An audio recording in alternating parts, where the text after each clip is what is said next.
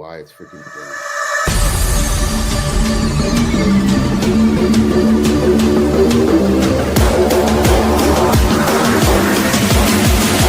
Are we live right now? You know what? Guys, we're live, but I'm going to play. The hell? What the hell?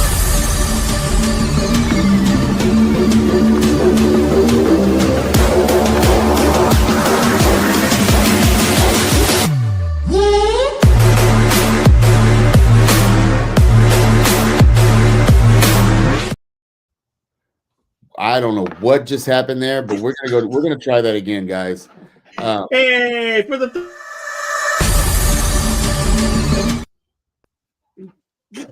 oh my gosh, what? no control. I want you to know, Say Wong, this has nothing to do with me this time. I cursed nothing. I don't know why it's not playing the intro.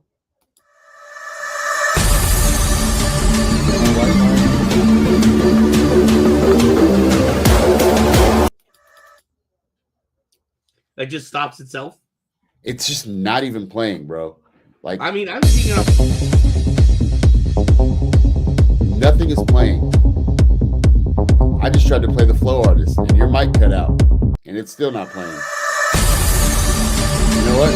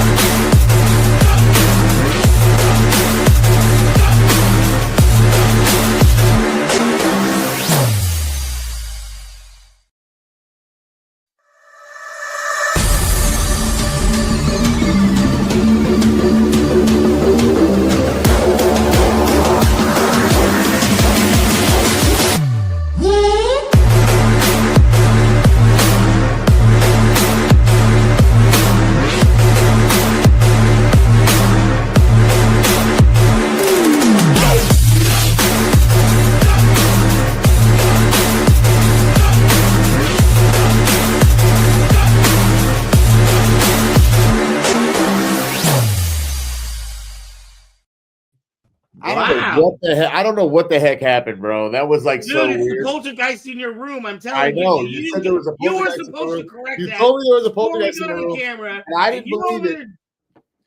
You know what? Get out! I rebuke thee. I rebuke thee. I rebuke thee. Where's the sage? There's a power sage in there. No, I don't know. I freaking don't know. What's up, folks? What's up, Saber Rattle? So what's up, Saber Rattle? Sorry for the technical difficulties. It's your boy, DJ Uppercuts. I got my man, Arkansas, aka Go, aka Van Go O'Brien. We're here, guys. Thank you for tuning in. We appreciate you guys, man. Let's see. We got a few cats in the house. We got let's see. You got Say Wong. We got Say Wong. We got oh yeah. There we go. Steve Boo. I don't know who Steve Boo is.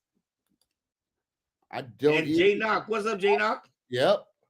And we have a couple of other people I can see that are lurking but haven't made comments yet. So that's okay. That's okay. You got a couple voyeurs out there. That's all right. You can voyeur all you want. You can lurk. You can do whatever you want.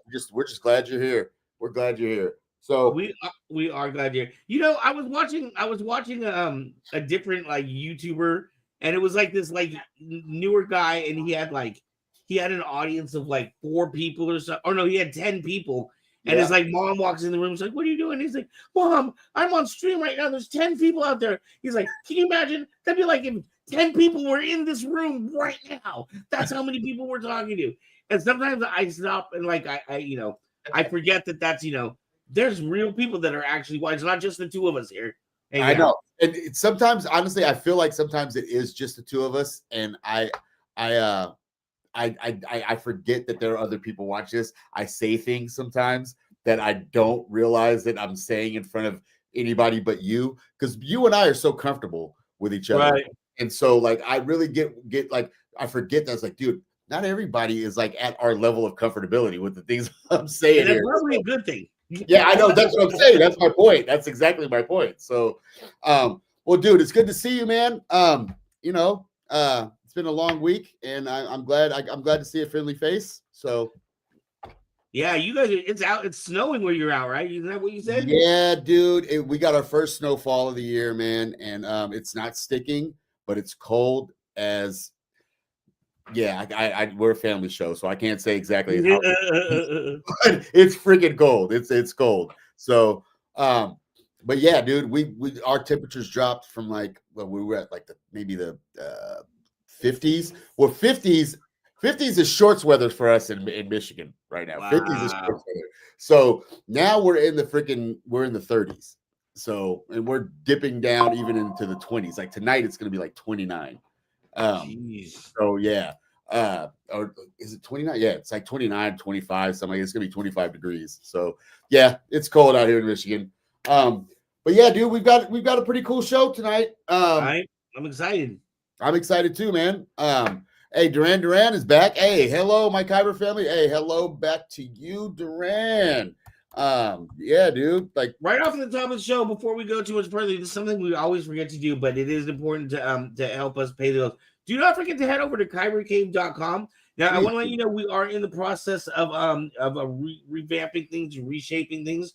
We have some new stuff on there as far as merchandise is going. So head over to kybercave.com for all your Saber needs, and we have other fun accessories on there as well. You can also go to kcp.com.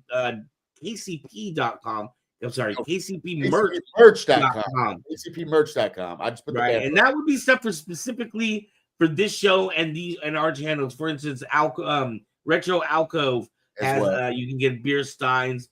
We have KCP, Kyber K Productions, coffee cups. I don't have mine in front of me. Water bottles, everything you need, we got for you over there. So go check that out. And lastly, I want to remind you that we do have a Patreon as well. For as little as $1 a month, you can help out this show. You can help support this show and all the things. That money usually goes to our editors. Yeah, it would be greatly appreciated. Even though our editors aren't always the greatest. And when I say that, I'm talking about this guy that's right here in front of me. but I could still, that $1 a month would definitely help. So, but we thank you for your support, regardless of how you support us, whether you like or subscribe, whether you come and join us on the channel. We thank you no matter what. We thank you for being part of our family, and we appreciate you. So, and we love hanging out with you every Sunday night, and are thankful that you spend time with us and put time aside for us. Yes, we do. We appreciate it. Definitely, most definitely. So yeah. So dude, what I mean, I don't know if you know, but one of my favorite movies, and I have a big kind of love-hate thing, and we can talk about this later. Got a bit of a love-hate thing with the whole Disney Plus and just the whole corporate conglomerate like system in general. But Fantastic Four is now streaming on Disney Plus. I watched it on my big TV, and I have to say that movie's pretty great. I'm sorry, I like that movie a lot, and like I said, we can maybe carve up some time like later on to talk about it. But I saw it in the theaters, and I forgot how much I liked it when I watched it in my living room with my sound bar and my bass speaker and everything. I forgot. Dude, that's a great freaking movie, dude. Do you enjoy things more at home or at the theater? I think I thought I'd enjoy things at the theater. I thought I did. I thought I liked things at the theater, but I don't know. I did like this movie at the theater. Don't get me wrong. And I think I do like going to the theater. Like I like the movie night, the whole getting the popcorn, getting the food, and even having a beer or a shot because we can drink liquor at our movie theater. I don't know how you guys do in California now, but we get to drink liquor at our movie theaters. We have a full bar at our movie theaters. Anyways, it's explain a lot about Detroit. But I do love having the experience. We got the big comfy chairs with the recliners, and you know what I'm saying, like the people, you can order your food, they bring you your food out to you. You get chicken tenders, you get freaking like all kind of stuff. Like you get pizzas and beers and shots delivered to you. So it's cool the way we watch movies out here. But I like watching it at home on my big screen TV, like I said, with my sound bar. And this was just one of those movies that I know I liked. I just dug it. And I forgot there were certain nuances that I can't catch necessarily in the theater that I can catch in, at home, and I can also, if anything, I can rewind it. And man, dude, that's a really good movie. It's a good setup for what Doomsday is going to be. But like I said, I think we should get more into that like later. I think this. I think this kind of takes place where nerdy news used to be. This is more like in-depth discussion. I will say really quickly, and we can move on from this if you want to, but I will say I'm liking the idea. Now we'll have to see what happens, if fruits result. But I like the idea that Marvel has now kind of learned from the mistake that Bob Iger put them into by making them continually push out too much content. Same thing happened with Star Wars. They were too greedy for money because they spent all this money on these IPs. He wanted to make his money back as soon as possible. And he thought the way to do it was just to push out more content, but it just made it more boring. It's like what you were saying before. I remember the Marvel days in the beginning where it was, you were excited for a Marvel movie. Any Marvel movie, and it didn't matter. Like, you didn't care which one came next because you knew it filled a part in the bigger lineage, and none of them had let you down. Yeah, and some were better than others, but none of them really let you down. You're right. And some of them, like I said, some of them were better than others, but like you said, none of them really, really totally disappointed you. Like you said, you might have been like, okay, that wasn't as good as that one, but that was better than that one. And you're like, okay, and then like I remember when Ant-Man first came out, dude. Remember when Ant-Man came out and you and me were juiced, bro. Like Zayo loved that movie. When Zayo was a kid, like Zayo doesn't remember liking that movie, but Zayo loved that movie. Like, he loved that movie so much that it was in our household. Like, and the thing is, it's like that was when Marvel was just like, they weren't trying to pump out too much. They were just pumping out good stuff. And then it was quality stuff. Yeah. And I like that they weren't afraid. They weren't afraid to take chances like back then, because people forget back then, everybody loves Paul Rudd now, but people forget that Ant-Man was a huge choice, like a big one of the ones that could have. They were saying at the time when because of, I think, like Iron Man 3 or something, at the time when Guardians came out. Yeah. It was the second movie that came out. Like, it was a position where it couldn't make them or break them. If that movie didn't, like, they had success, but they needed to keep having success. Yeah, exactly. Yeah. So, like, the thing is that Ant-Man's never been in fact, Ant-Man, not necessarily Paul Rudd's character, because Paul Rudd is the second Ant-Man, he's Scott Lang. But Ant-Man, like the Hank Pym Ant-Man, had a huge stigma against him, like huge stigma. There was a big stigma against Hank Pym because he, sort of like, abused like Janet, like, there was some very controversial things that happened with the original Ant-Man. So they weren't sure that they wanted to put him out, which is why they went as Hank Pym as the old guy and had freaking Scott Lang like go the new one, even though that was years later in the Marvel canon, the Marvel Cinematic Universe. The Marvel comic book universe. So it was a real crapshoot for them. It was a huge crapshoot for them to do that, and it was a success. It was such a success, and it definitely propelled Paul Rudd. Paul Rudd wasn't a bad actor prior to then. He had done lots of other movies. He'd been funny in, like, This Is the End, and like, even though he had a cameo in that, like, he had been This Is 40 or whatever. Like, he'd done other movies. He was a pretty funny guy, but this propelled him. And Marvel propelled a lot of actors that weren't right. So Marvel was in its like kind of like golden age, and I feel like it might be going through almost a second renaissance, if you will. I'm hoping that with Doomsday we are going to see a second renaissance of the Marvel universe, because honestly, to tell you the truth, if you ask a lot of people, the Marvel universe ended with Endgame.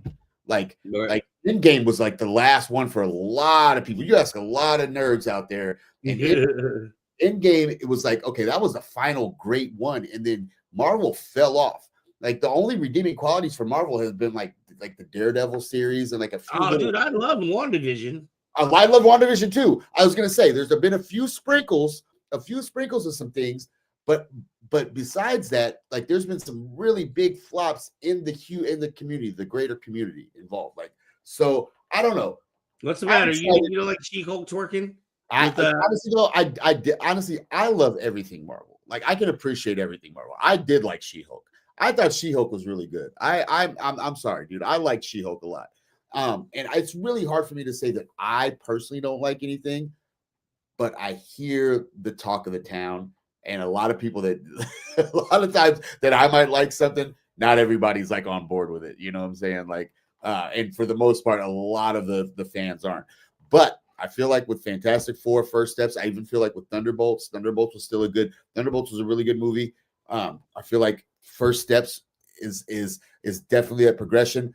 Also got people guessing with Franklin Richards. Like, you know what I'm saying? Like that's a really big Franklin Richards is a really big character when you go into the nerddom of Marvel, and especially Right. Fantastic Four. But just how they did Fantastic Four, how they like I'm talking cinematically, I'm talking script wise and the writing. I'm also talking as far as the CG and the effect. Ben Grimm looked great to me. That's the best Ben Grimm I think we've ever seen. Like that's the best rendition of Ben Grimm since they tried making Fantastic Four movies back when they were doing the ones with freaking back when Captain America was Johnny Storm. So, Apparently they've never had this kind of technology before to do it though. Too. Well, of course, but I'm telling you, it's the best looking Ben Grimm. I love the fact that Herbie's in it. I just loved the storyline. Chef's kiss, and it was even better watching it last night in my. Well, there you go. So that's one man's review. One man's review. Not a great man's review, just one man's review. Nice, yeah. I thought it was good. No, I've never been like a Fantastic Four person in general. But a lot of those, again, when we were talking about Guardians of the Galaxy, I wasn't a Guardians fan. No, you didn't know anything about Guardians really about it.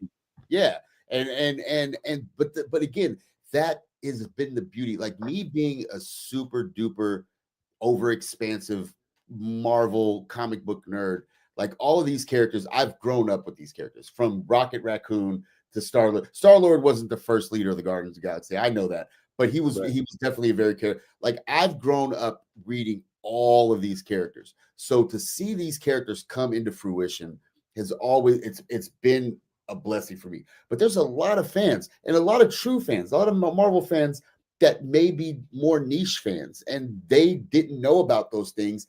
But what happened is they created these great movies like Guardians of the Galaxy with having James Gunn do the good Guardians of the Galaxy, and it brought people into that fandom. It like you said, what it did for you. You didn't know anything about Guardians of the Galaxy until you actually watched them, and then boom, you watched them, and then you were a super fan. You're not a big freaking Fantastic Four fan, but you saw this movie. And remember, we watched the other Fantastic Four movies together, right. And we weren't too pleased with them. But but the thing is like, you know, so the fact that when you've got a movie that you can bring people into that universe without having to have them be immersed in it. Like I said, it's easy for me because I love this. You didn't mind the change in the Surfer at all? No, because you know what? She's still part of the universe. She's part of the universe. She's part of an alternate universe. You got to think we're also dealing with a different Earth here. We're dealing with a different Earth. So the fact that this is a different Silver Surfer, the Silver Surfer existed in comic book canon. So it's like I don't care that it was Shabala. Like I don't care because she existed. She existed in Marvel canon. So the fact that you used her instead of Norrin Rad, that's okay with me. You still use someone from the Marvel canon, which I'm cool with. Other people might try to take a misogynistic aspect to it. I don't give a crap. I'm a true comic book nerd, and she is canon, and I will take her. I'll take her 100%. I have no problems with it. She was, and there was a universe, there was an alternate universe where she existed, and Norrin Rad had died on freaking whatever the planet's name. I forget the planet name, Zahalan or Zanlanin or whatever the planet there, Zinlanian. I can't remember the name of it, but whatever it is, he died. She ended up becoming the Herald, and that is a true comic book canon. It's part of canon. It's comic book. So you know what? I'm okay with it. And anybody that says differently, they're not as big of a nerd as I am. So you know what? Go ahead. There you go. They can take that cool little spaceship that he built and go shove off somewhere. But anyways, what do we got tonight? What do we got going on tonight? I think we should get to the flow of the show. You want to get to the flow of the show? Yeah, well, typically we get near the beginning, and then we've got a fantastic interview. I know. I just wanted to let you. I've been monopolizing this conversation, so I just kind of wanted to give you some time to talk. But yeah, we should get into the flow of the show. Let's see. Who is our flow artist of the? First off, we want to make sure to thank our good friend James Kaiser, the executive producer of the flow of the show segment. He brings us an incredible artist every single week, whether it's Saber Flow. It used to be when we first started, it was Saber Flow. Yeah. But the show's been running for like 5.5 years, so we had to expand some. He's had to definitely dig into his pockets, but he never fails. So shout out to James Kaiser because he never fails. He always has got something for me every week. And I always try to thank him. I hope he doesn't feel underappreciated because he does a bang up job with getting us our flow artist of the week, and he's got a bang up flow artist of the week. This flow artist of the week comes from, well, I'm not sure exactly where he comes from, but it's Avery Wong is our flow artist of the week. So Avery Wong, and honestly, he's gonna rock your socks off. There's actually some pretty cool flow. So I'm gonna get into that. Hang with us, guys. Thank you for coming to Saber Rattle.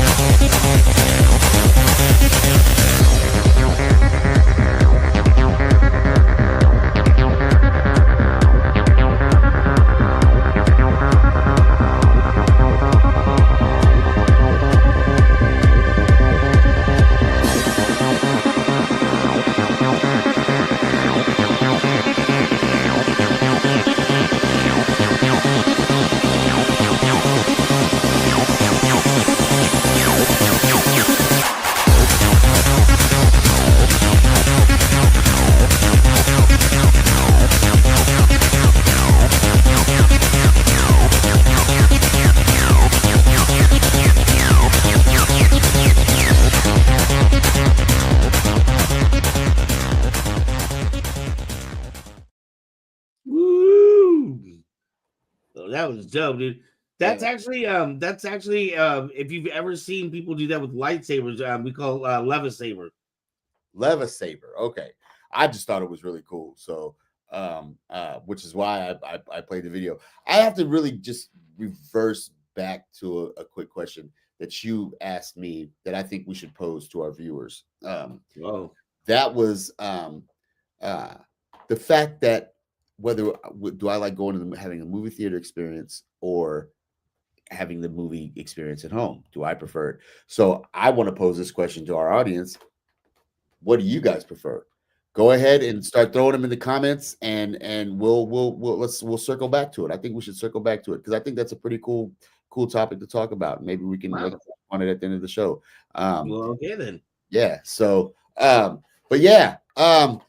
So I think honestly, dude, like that was a pretty awesome flow artist, man. Like I was excited. I have not seen Avery before, but I was excited to find more about of Avery's stuff? I went to his Facebook page. He's got some pretty cool stuff, man. So like I try to make sure to like when I get these flow artists, I try to make sure to go to their Facebook pages or their Instagrams or whatnot and check out a few videos or something like that. In order to, kind of get a gauge on, what kind of stuff they do, whether they do like, a multitude of things or like, whether they do festivals or do they, do they do battles? Do they do sabers? Like whatever they do. So I usually try to check it out. So yeah. All right. I think it is time to get to our main feature of the night. I think we should do that, man. I think we should definitely do that because I think it's important. So without further ado, wait a minute, dude. I like the building. Jesus Christ, man. Are you not even playing it off? This artist that is, or this guest that we have coming up tonight is actually near and dear to both Uppercuts and myself. Yes, this is the person. A lot of times you may hear me talking about the old spoken word days, the poetry days. In fact, this was the person that helped me get our first venue. When we started Life Sentence. Life Sentence ran for 5 years. It was a show that we did that is we were America's first poetry slam series on the internet. We weren't the first people to put poetry slam on the internet, but we were the first people to do it on a regular basis as an ongoing series. So that was created by our guest tonight. She has had her finger in the pulse of especially the music industry for a long time. Has had a lot of great interviews and is successfully runs her own company. So with no further ado, give it up for our friend, what is the Master of Destruction, the Princess of Destruction? Is that what Aaris stands for? Yes, it's Aaris Scroeder.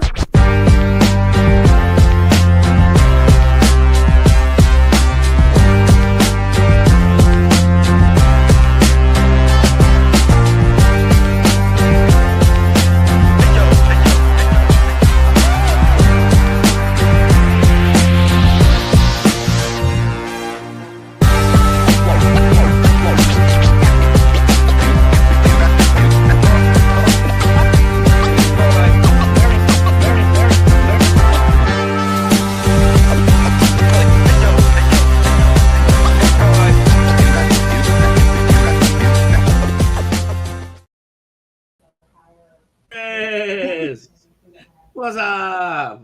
Hi, how are you? I am wonderful. I feel like we're having a dark, intimate conversation. I definitely need more lighting in here. While we're floating in outer space. Right.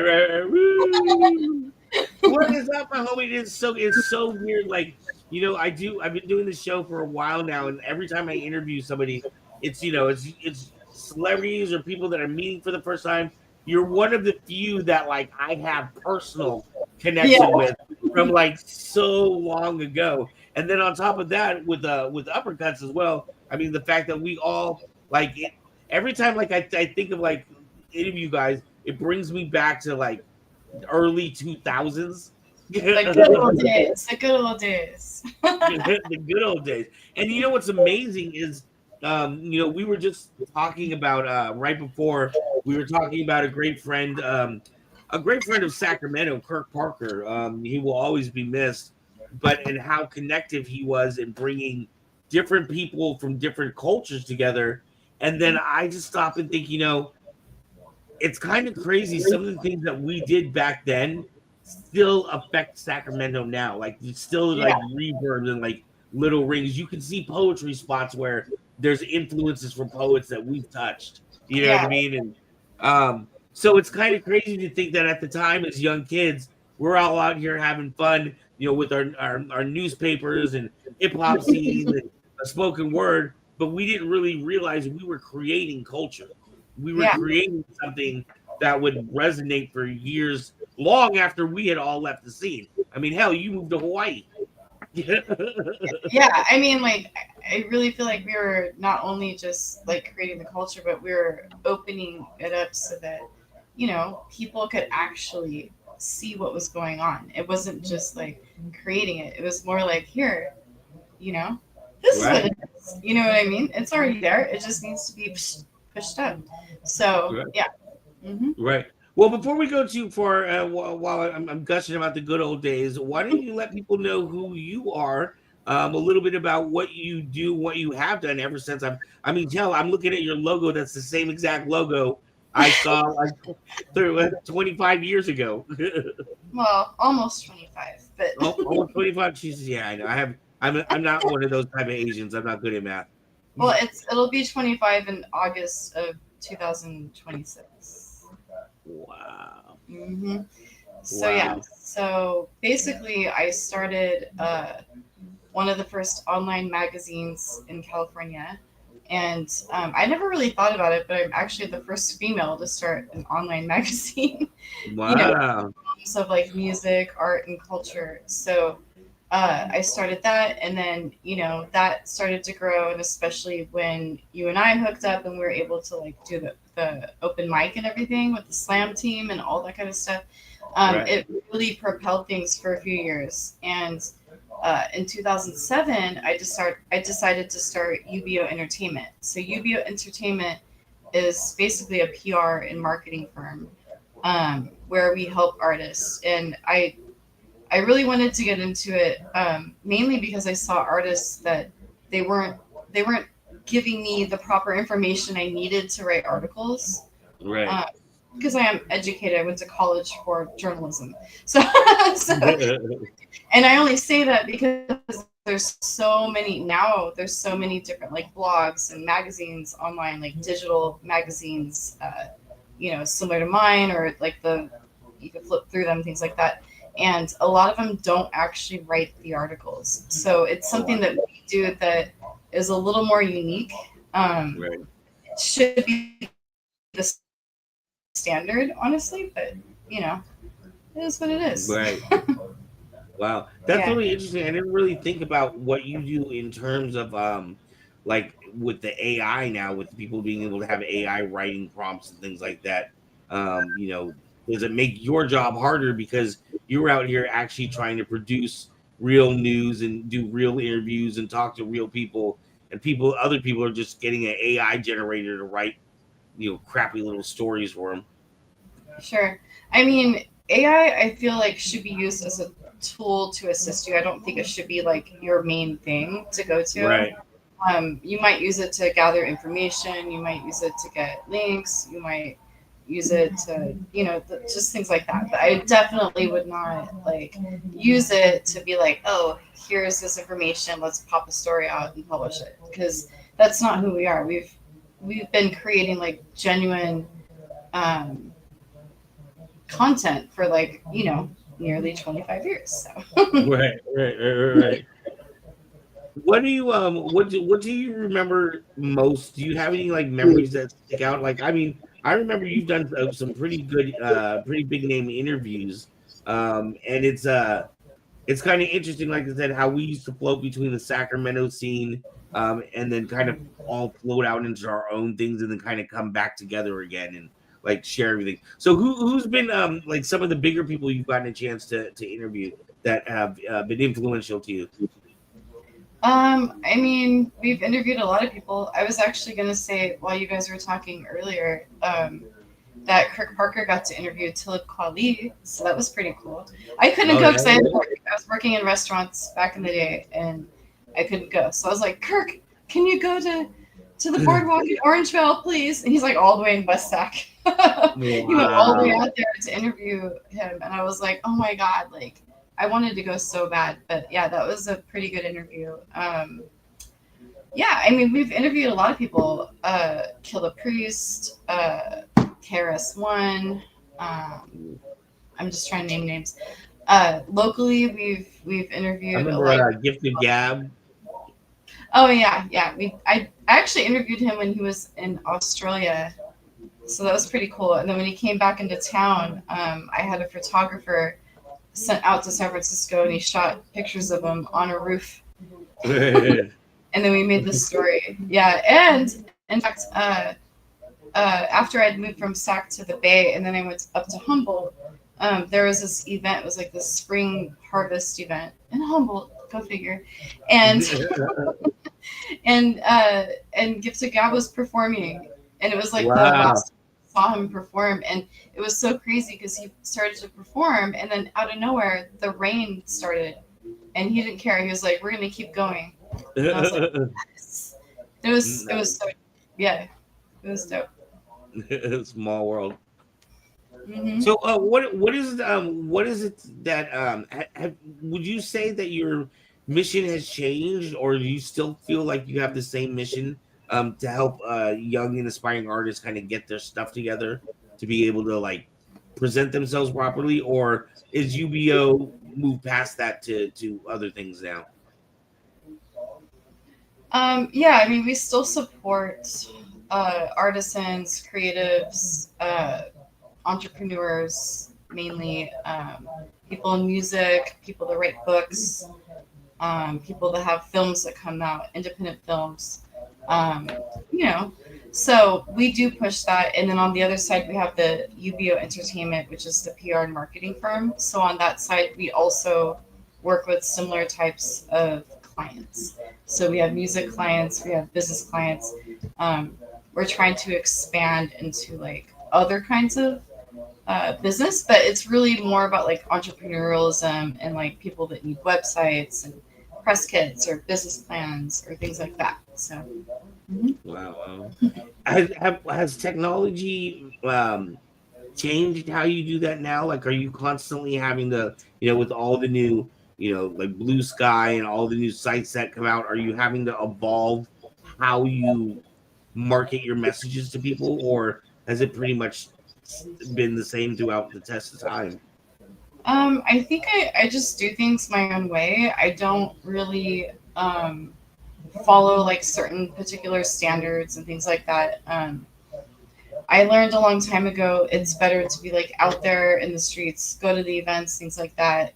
We are online. We do most of our work is from home, but at the same time, it is important to connect with people. So we try to do that whether we're online or whether we're like out there, like at an event. So like last night, for instance, one of my clients, Andrew Lozano, he's a big hip hop and also electronic music producer out of Sacramento. Okay.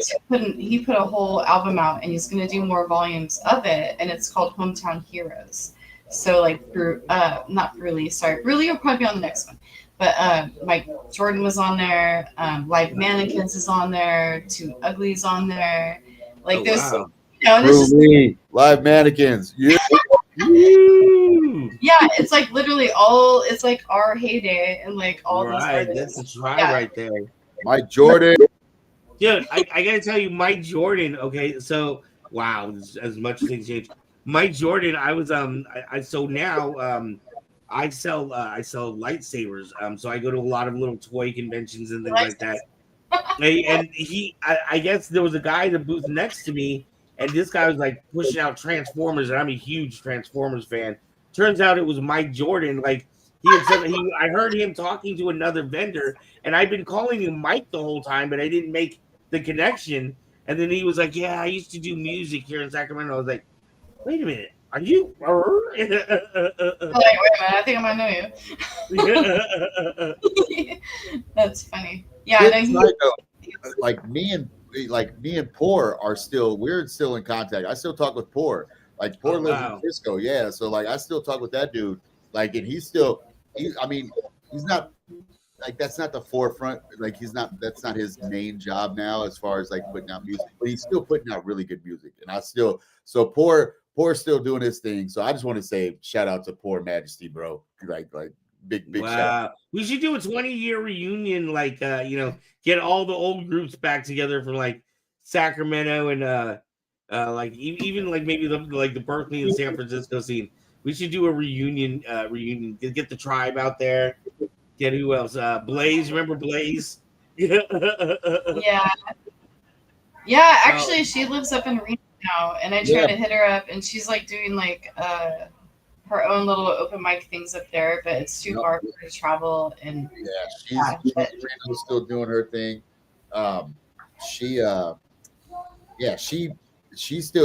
She's been real into the big electronic scene lately. So like she's still doing her thing. We should really get We should get like the whole crew back together. Get like, Knock and freaking like P Chill and everybody. Yeah, I was just talking to Hooper literally the other day about like doing something together. It's kind of funny, but yeah, we should get all the old school, all those old school sack heads. We should just get together and just do like Zoom, one big Zoom geriatric camp. like 2000 reunion. do a geriatric reunion. It's called, we'll call it my back. Oh my god, we're not geriatric. The We're not geriatric. Come on.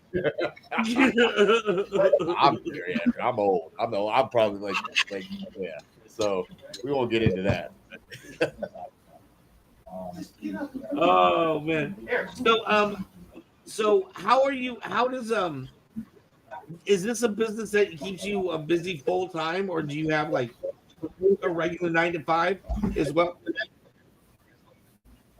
No, I do this full time. That's fantastic. That's harder and harder to do in today's day and age. Yeah, it's very difficult, but we figure it out. I mean, I feel like when I was younger, I worked in restaurants, so I could like do what I did and everything. Right. And I feel like now I'm in a position where it's really important. It just feels like it's my mission to do this. Right. And I feel like so many people, it's so crazy too, because there's so many people that have kind of followed suit since what I did. And while I had moved to like Humboldt and then Hawaii, and then I got back into doing the PR, I took that little break. I had a daughter. And when I got back into it, it was very interesting because I realized there was so much more media, so much more press online, similar to what I have, and especially like in hip hop, even though like we do write about other genres as well. Right. Yeah, it was just like, wow, like there's so much of it, and it just, I don't know, it's interesting because for me, coming from like a journalistic standpoint, it was interesting because people are like paying for their own articles. It literally becomes very difficult to try to get stuff in. So I had to like use my negotiation skills I learned in speech and debate in college to basically help to get my clients interviews and things like that. It's not as easy as some people think, and we don't charge a lot of money. It's actually very reasonable for what we do. So we're able to like help artists to get placements, to get write-ups in magazines, to get podcast interviews like what you're doing right now today for me, and things like that. And it's beneficial, and we make sure that it's included in their contract that they don't have to pay anything else. Like they're just paying for the service, and then they get the interviews. So that's my job to basically, I feel anyways nowadays, to educate some of these guys like, yo, like, why are you charging for an interview? They're not like selling like a product. They're like literally just want to talk about their music, or, you know what I mean? So it's like for some of these people that are out there, and I'll have to call them. I think we're losing you there for a second. Probably going to come back in here in a second. Yes, it is very, very difficult, especially as here we go. Very difficult, especially as an up and coming artist. I know you and I spent a lot of late nights talking about that as well, and ways to get exposure for yourself, especially when you're the artist trying to create the art, and business isn't really what you want to do. It's what you have to do.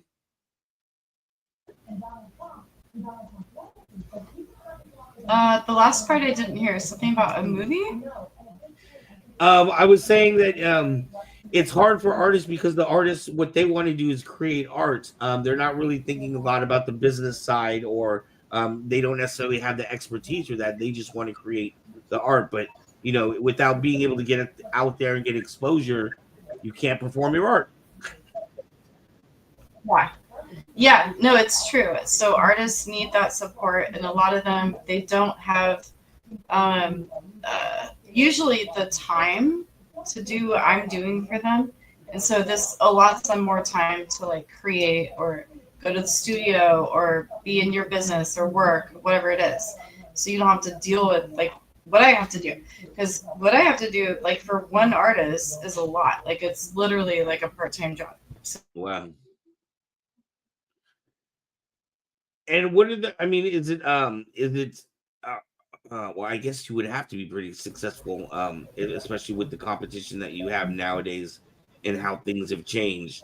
Um, do you feel like you're on an equal like playing field as far as with the other competitions and trying to get to promote your artist and what push did your you? artist out? I'm sorry, I couldn't understand what you said.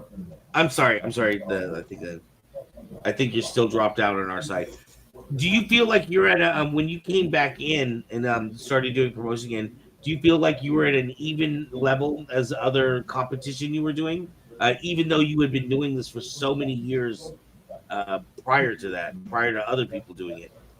In fact, in some ways, you're kind of the inventor because, oops, no, I think she dropped out.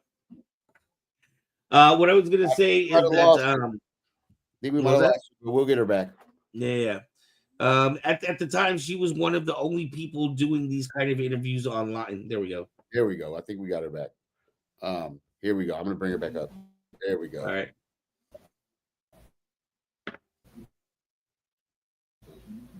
I'll stay up for a second until we actually get her visual. Yeah. Hang I, on. I realized she's frozen down there. Yeah, she looks a little frozen down there. Um, but but yeah, no, I mean the thing about Aaris, and I'm just gonna speak from personal experience with Aaris, because like I said, we've all known each other for a very, very long time.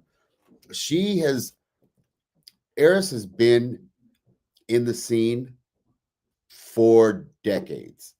And she has always been at the heart of the scene. She's always been right there in the thick of the scene, and she's always managed to get her way in there and really like get those artists and forge relationships with those artists that not everybody could forge with. Like she would get in with a lot of these artists and become really not only good friends, but build like actual relationships with these artists and keep these and not just relationships to get an interview and then walk off and go to the interview. She would stay and keep these relationships and cultivate these relationships over years and years and years. And that was one thing that I always like admired about Aaris, is that she forged these relationships with the artists, and she always kept these relationships with the artists. And and any artist that she ever decided to promote or ever decided to try to, she didn't just say, "Oh, yeah, here you go, package you up and just ship you out, and then just be done with you." No, Aaris always kept in touch and kept pushing those artists, and kept those artists from the beginning. He never stopped working with those artists, and that's something that really gets a lot of people. So I've Hey, always really quickly, does somebody have a TV on in the background or something? Aaris, maybe. Yeah, in the other room. I hear some echoing coming in, so it's hard to hear. All right, hold on one sec, okay? No worries. But yeah, so that was one of the things that I always admired about Aaris, is that like you always made sure to keep those relationships with those artists and make sure that you didn't just start with an artist and just diss them and get away from them after you did what you did. You always she always kept that relationship with them, continued that relationship with them, and to this day, she still talks to the same people that we deal with. Hey, we spoke last time. What's What's going on, brother? How you doing? Good. All right. Are we, Looks like you lost one of hilarious. you. That's hilarious. Oh yeah. Good, Oh, good.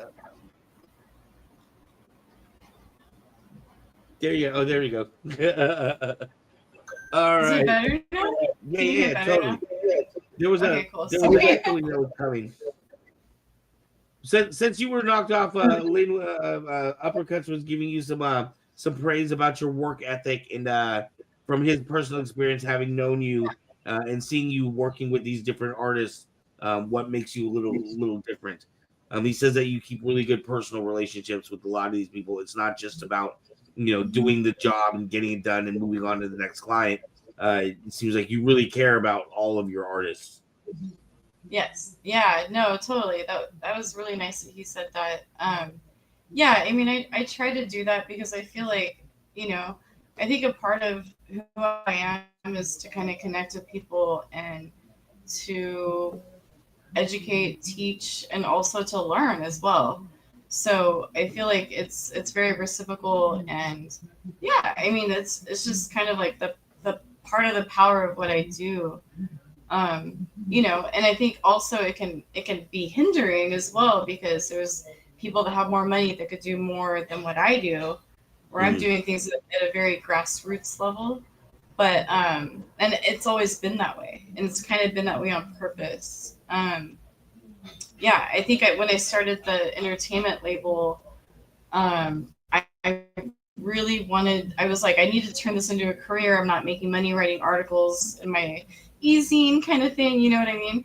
But I think that like a lot of people don't really understand or recognize like the time it takes to do a lot of that work. So Right. yeah, that was really nice that he said that because yeah, it's a lot. Like it's like I said, it's a full-time job. You know. Right. Do you ever find yourself in a position of having to work for a client that you're not particularly interested in their music? No, I feel like mainly I handpick people. Some people come to me, but a lot of it's like I said, reciprocal. So I might find someone and be like, "Oh my gosh, I want to work with you." For instance, I'm like the official PR for Project Blowed, which is like, all the people in Southern California, a lot of like living legends and hieroglyphics, and a lot of those old school artists back in the day, like probably when I was in high school. Or middle school. So, yeah, so I can now do PR for these artists, and that's like a big thing for me. I also partnered with Cygnus.net. Cygnus.net started right before I did. I'm still friends with Coupe de Ville, so we're partnered. And All Bay Magazine out of San Francisco as well. So they're a hip hop magazine, and I'm partnered with them as well. So for me, like I don't feel pressure from other publications that are similar to mine because a lot of times I feel like the artists need it, and especially in your own city, your own town, when you don't have those things, it makes it really difficult to try to get like publicity or get out there. So I actually love it when new publications pop up or new podcasts pop up. I'm like, yes, finally. It's exciting on both sides, because it's like, yay, like my clients get more interviews now. And on the flip side, these artists that want to get interviews, they're going to come to us, they're going to go to them, they're going to get more publicity. And at the end of the day, it's really about like helping these type of creative people to get ahead and try to make something of themselves. You know what I mean? That's fantastic. Where do you see yourself growing to in the next few years? Like, do you see yourself doing more of the same, or is there other places or things you want to try and expand to? Yeah, I mean, I feel like we'll be doing the same thing, but I feel like we'll probably grow more. Probably partner with more people. I'm trying to create that chain. There's something that a long time ago I learned where I interview someone for the first time, and then next thing I know, they're really hot and they have like a video on the internet, or back in the day, like Right. on like MTV or something like that. It's like, oh my god, I interviewed them. So to me, it's like I'm that stepping stone, but at the same time, I got to take steps too, and other people got to take steps too. And so once we all do those steps, we can get to that next level of coverage or audience or things like that. So yeah. Right, Mhm. right. Do you think are you concerned at all with like the economy slowing down and like it seems like people aren't going to clubs as much as they used to. They're not going out to shows as much. Does that affect you and your art, your artist, and how you have to do things, or do you think that's not going to be an issue? It's a separate thing. I mean, people are doing shows, so I don't think that that's a problem. I feel that the economy is slowing, even though I just watched the thing on the news the other day for California, and I was just like, is this guy like on the right or the left? I was trying to figure out what side he was on, but he was just like, basically, if your job could be taken over by AI, then you're gonna have to leave California and go somewhere else. Then he didn't care about those people, just said California will be fine as long as people like follow these things. It was insane too because I left and I went to the show last night for Andrew Lozano, and I just everything kind of clicked. It was just like, wow, like there's new cars, they have different lights, there's like freaking drones and all the stuff in the sky, and like we're just in Sacramento, like right. like city of peace, cowtown, like you know what I mean. So like just imagining like what it's like in LA out there, So I think that what people need to do is really focus on supporting each other, focus on supporting like those local businesses that actually support that back. Right. It is getting tougher and tougher out there, but we are all we have. So I totally agree with that. Get out there, support small little venues, support your local bands, buy a CD, buy a T-shirt. Every little bit helps. Aaris, if people were interested in you and your services, are they able to contact you, or is it more like we'll find you? You don't need to call us. Oh, I mean, it can go either way. We have a website, so you can go to uboent.com, and you can see all the services we provide there. Other than that, we're on social media. You can find me by my name on Facebook. We have groups and also business pages on Facebook, and we're also on Instagram. We're on everything. We're on LinkedIn. We're on everything. I don't really use TikTok that much because I'm not a kiddo, so. What? I know, right? I don't dance. I don't do dance videos. Sorry. Maybe that'll get. Hey, I don't make dance videos, but I'm on TikTok. Like that's not a big. Yeah, right. All right, my dear Aaris, I thank you so much for hanging out with us tonight. It has been an extreme pleasure. We need to get together again. We need to do that 20-year reunion tour. Get all the old bands back together. I know, right? Oh my gosh! Yeah, we should do that for sure. I'm gonna call Hooper and let him say like let's get everyone back together again. What am You I guys gonna, actually am I gonna have to fly out to California for this? Like, is that what's gonna have to happen? Oh, well, yeah. I mean, you were the DJ for like 12 of these bands. I know. I know. So yeah, dude, Aaris, it was good to see you. It was good talking to you. Like you're awesome. I'm glad to see that you're still doing great work and you're still doing your thing. And I'm glad like nothing stops you. You're still keeping on, and it's awesome. It's awesome to see you still doing great. So thank you. You're welcome. Thank you. We wish you nothing but the best, Aaris, and we will see you around. I'm sure I'm going to run into you in Sacramento soon enough, anyways. I know. I wanted to meet up with you, but it was so far away. I was like, oh my gosh, I'm in Rancho Cordova, and you're all the way in West Sacramento. So far. Hey, I don't get out in town or out much for personal stuff, but when I got out, I was like, oh man, I should call Aaris and Virgin and see if they're around. You're like the only people like I know in Sacramento anymore or care about. I'm sure there's more.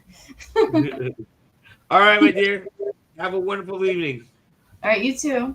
Bye. Peace. Roll. I guess we don't have any outro film. You know what you could do? Like your intros, are like 20 seconds long. Just take your intros and cut those in half, and then you have an intro and an outro. I still have an outro, man. What are you Oh, talking you about? have an outro? Oh, Yeah, I have an outro. Like, oh my God, your timing is terrible. well, okay, I didn't have an Aaris outro. I wasn't able to create.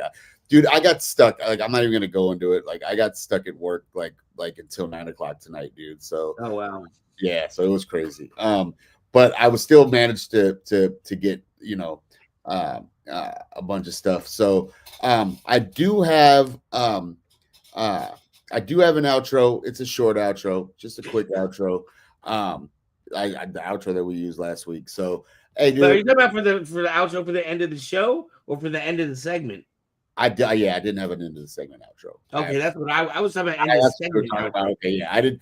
I normally, like, I've started. I did one for Jeffrey, and I plan to do one in future. But I only had the intro, and yeah, I probably could have freaking cut that in half and made that an outro as well. So but nonetheless, we do appreciate Aaris being on the show. So That was crazy, dude. That was like throwback, man. Like, yeah, definitely blast from the past. Definite blast from the past. So man, time has gone quickly. So I wanted to touch upon something before we left, because I don't want our viewers to think that we veered too far away from being about being what we are, Saber Rattle. I did want to talk about some Star Wars news. I guess that, and here, oh crap, I just dropped my phone. I guess that with all the upheaval about, remember we talked about a couple weeks ago, we talked about how the hunt for Ben Solo was off the table. Was off the table. Well, fans ain't too happy about that, like at all, which is surprising, because I felt like I don't know. I felt like when the last 3 movies came out, people were a little like kind of like, I don't know how I feel about Kylo Ren, and they weren't happy about how he kind of they thought he went a little soft there in the last movie and whatnot. But it seems that the fans want more of Ben Solo, and they're not happy with this whole scrapping idea. And I just pulled up an article. Let me find it. Well, I heard that a similar thing was happening for Acolyte. That now they're talking about bringing Acolyte back.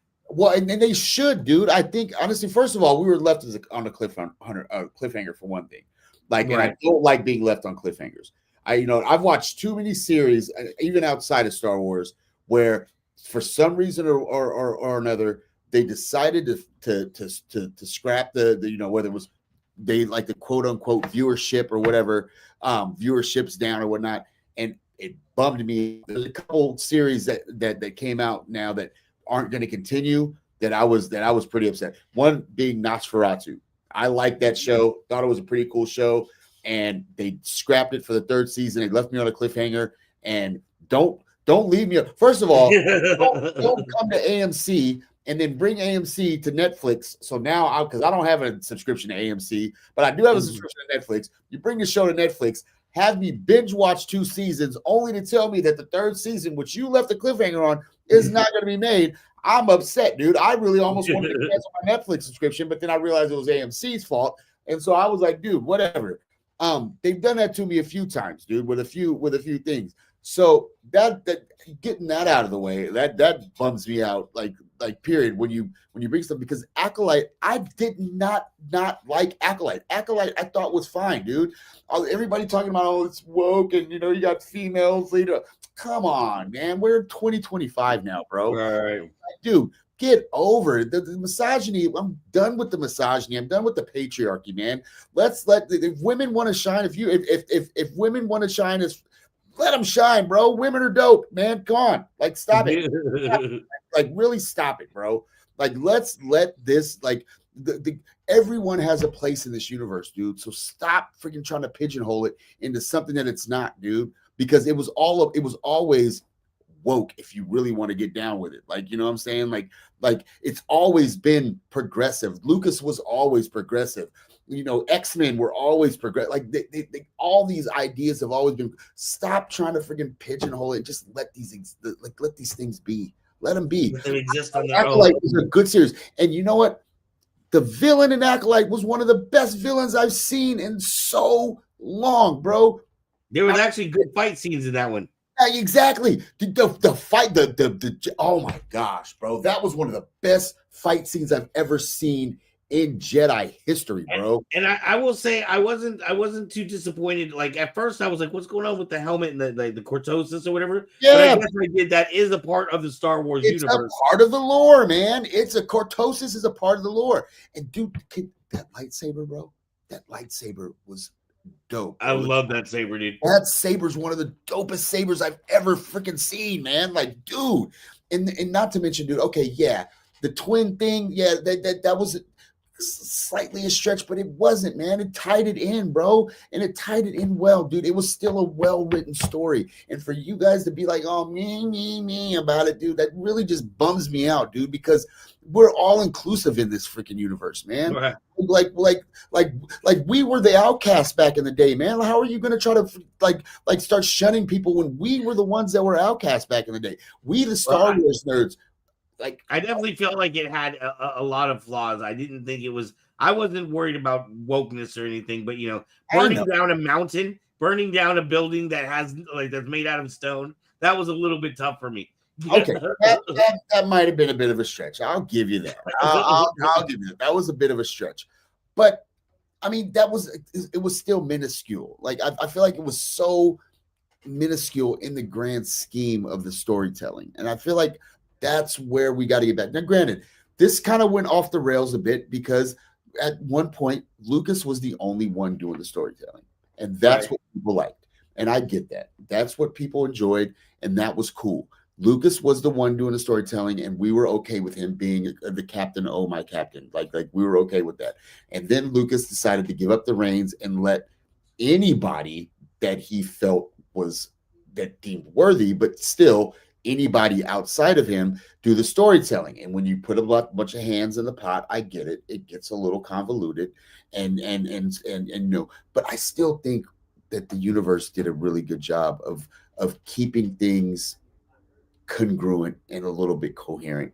I didn't dislike the Acolyte. Like I said, like any other show, it did have its holes, and you know what? It happens. But I still think it was a great show, and I'm glad that there's being some pushback. Which I'm glad that the fans are also pushing back about this whole Ben Solo thing, because to tie this back all in, it seems like the fans are actually in a bit of an upheaval, and because it says.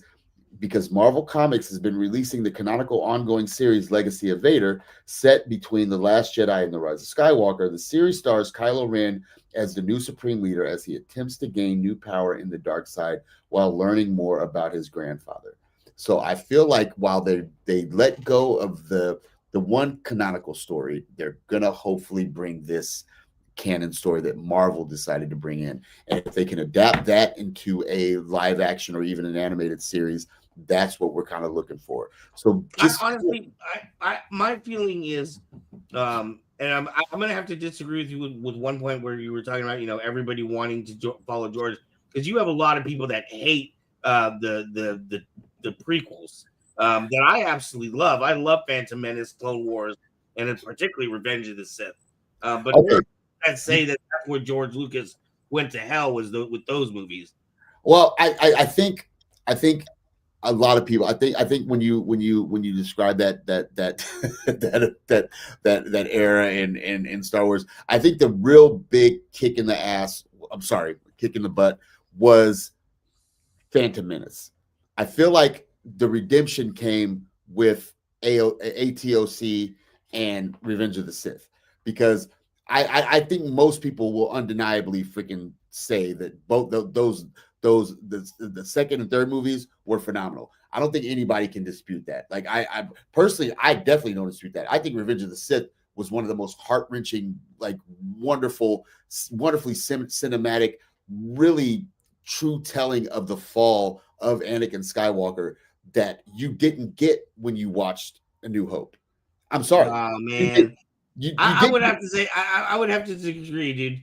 You cannot tell me at any moment that when Darth Maul lit up that second lightsaber and was about to go after Qui-Gon and Obi-Wan, that the audience did not go crazy. That battle was the Jedi and Sith battle we've been waiting to see.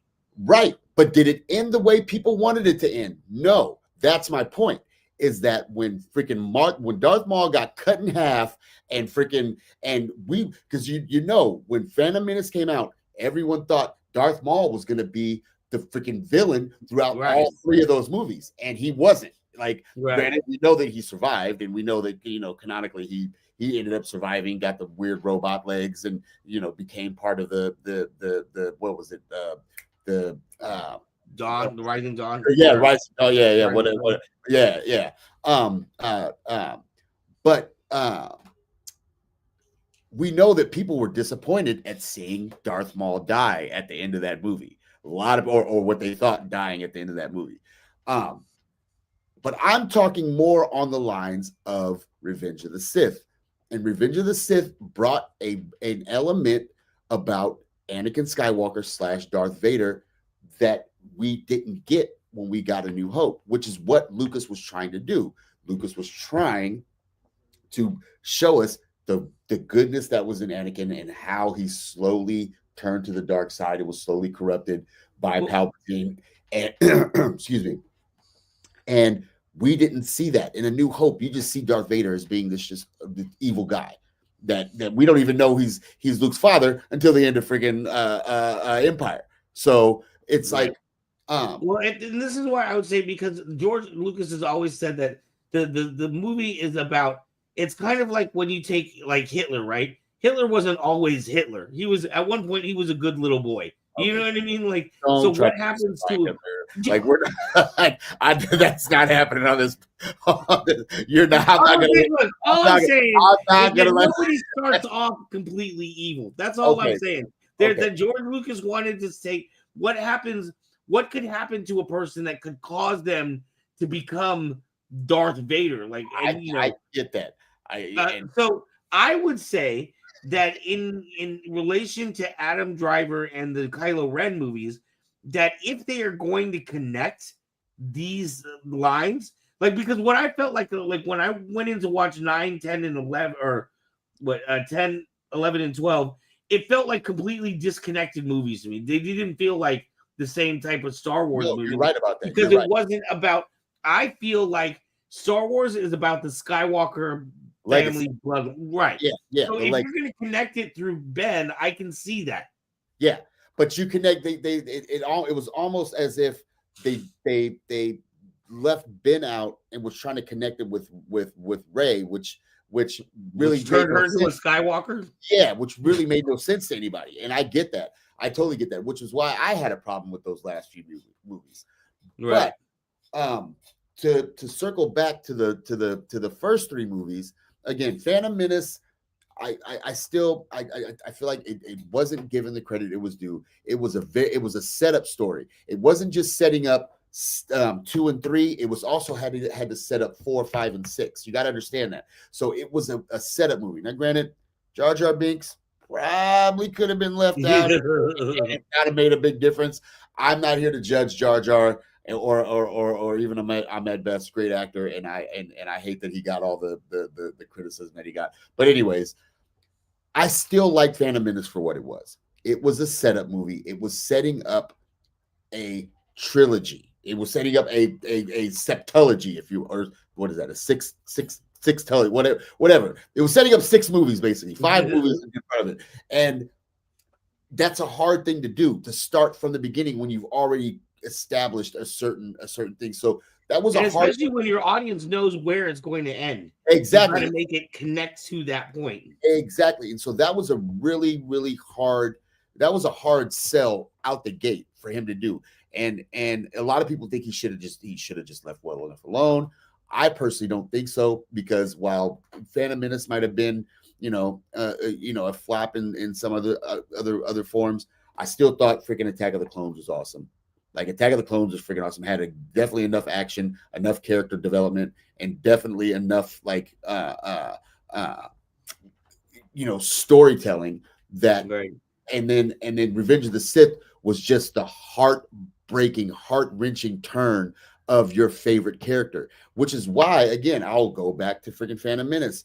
The reason why he had that little boy on there was because he wanted you to freaking think he was so cute and fall in love with him, dude, because he wanted you to fall in love with this character at such a deep level that by Revenge of the Sith, you were gonna cry that character that you knew was gonna be Darth Vader. You know he's gonna be it, but he still made people emotionally invested to where they were still upset that is gonna be Darth Vader. Even though you knew it was gonna be Darth Vader, you were like, dude, Anakin, why? Like, why? You were the chosen one. Like that heart-wrenching scene between Obi-Wan and freaking Anakin. I cried. Anakin. Yeah, I cried, dude, and I already knew that he was the bad guy. I knew he was the bad guy from the first movie, man. Like, I'm like, this kid is a dick. Like, I'm sorry, but he's gonna blow up planets. Like that's what this kid's gonna do. And so I feel like the longevity, the storytelling of that overall encompasses that. And I don't know. And what is this? Gan 5045 says, I can't be the only one waiting for a movie/series of R.A. Salvador's Icewind Dale. Oh, wow. That is a very, very poignant point. You know what? I know nothing about it. Yeah, I do. And we're going to, we're going to actually, I don't know if we have time today to really delve into that. We might have, I'm going to have to copy that as a bullet point for next show. Yeah, I was going to say that we're going to have to put a pin in that. And we're going to circle back to that one in the next show, bro. Like, thank you. And then maybe they'll give you a chance to figure out what the hell it is. Yeah, we'll let this dude do his research while we circle back. I want to bring the comment back up once again, just so we can definitely circle back. This is a very good point, and this is going to be awesome. We'll definitely circle back. 5045. We'll definitely do that. Yeah, dude. I don't know, man. I really think, hey, Raf is back in the house. What's up, Kyber? Kyber Cave in the house. Raf. Yeah, we'll definitely we'll circle back to that one. Like I said, you can go do your research real quick. And like next week we'll definitely come back to that one. I definitely that we don't have enough time to be able to elaborate and get into that one. So but man, I don't know, man, dude. It's been a pretty interesting show. I want to just send a shout out again to Aaris. Thank you for being on. Thank you for coming on. We do appreciate it.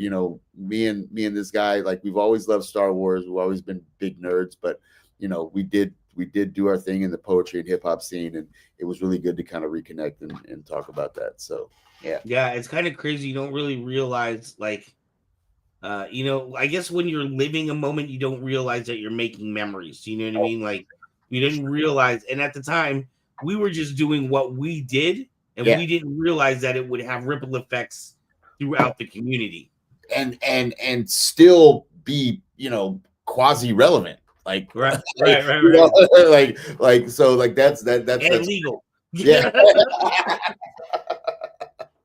Oh man, well, dude, you know what? I honestly think we had another successful show today. It is always been. I forgot. I don't have next week's list up. I'm supposed to call John Morrow too tomorrow to get his show. That's Andy from Toy Story. You said you're going to call John Morrow tomorrow, right? I'm supposed to get his hooked up. So we will have for you, as always, wonderful interviews. Sometimes Sometimes I'll be like 2 months in advance. I can tell you exactly who our next interviews are, but these last few months have been crazy. So, as always, we'll always have an incredible and fun interview. Yes, no matter what, you won't just have to stare at our ugly mugs the whole time. Like, so, I want to thank everyone that came to hang out with us. Yes, sir. Raph, Egan, Say Wong, everybody, Knock, Duran, Steve Boo, a lot of people have jumped in. And like I said, I can see by I counted that there's a bunch of people that are watching that don't make comments as well. But please do not forget to like and share this and help get us in the algorithm. And Yeah, let's get us out there. But you know what? Regardless of all that, we definitely appreciate your support. Like, and that's the most important thing. We appreciate your support. I see you guys coming here week after week after week after week, and I've only been in here for a few weeks as it is, and it does my heart good to see you guys coming back. So I thank you personally from the bottom of my heart, and I know that guy over there thanks you as well. Like, he loves you. So and it's good to see that you have it's good to see you coming back week after week and not getting stressed out like, screw this, man, I'm done with this. just run off camera like, no. No, I'm here. If you guys going out for some milk, never come back. I'm going to get some cigarettes. I'm not coming back. No, dude, and you know what? The reason why is because the fact that you guys have accepted me as part of your family. So I'm not going anywhere. You can't get rid of me that quick. This guy's tried to get rid of me for almost 40 years now. So, and he can't get rid of me. So if he can't get rid of me, you guys can't get rid of me. So give it up for DJ Gonorrhea. Oh, wow. It's more like herpes, I think. But oh yeah. I guess I wouldn't know. You can't get rid of herpes, I think. Anyway, Saber, Rattle, Kyber Cave family, thank you for joining us, man. Oh hey, really quickly, that Jason right there. What's up, Jason? Oh shoot, one of the founders of Kyber Cave. Yeah, is that Jay? That is Jay. Oh my god, he's a cowboy now, dude. Oh my gosh, that's Jay. What up, Jay? Oh my goodness, dude. We might need to have Jay on here. Jay's recently written a book, a Western type of book. So we might need to get Jay on here. Oh my gosh, dude. I can't believe, dude. All right, I might even start tearing up now because I was he's like, he's not even a kid anymore. He's like he's an adult now. Like, he's a grown man. He's a grown man, dude. Oh my gosh. I'm about to start tearing up now, man. All right, it's definitely time to cut the cameras. All right, guys. Well, hey, Kyber K family, thank you for joining us, man. It's so good, and we'll see you next week. And I appreciate every one of you guys. And, you know, if you haven't yet, please like and subscribe. But I know you guys have. So we love you. And, yeah, please share it with us. Hey, I'm going to send this out with the same outro that I used last week. Because, hey, you know, I was at work until 9 p.m. So, hey, love you guys. Take care. We'll see you again next week. All right. Peace. Peace.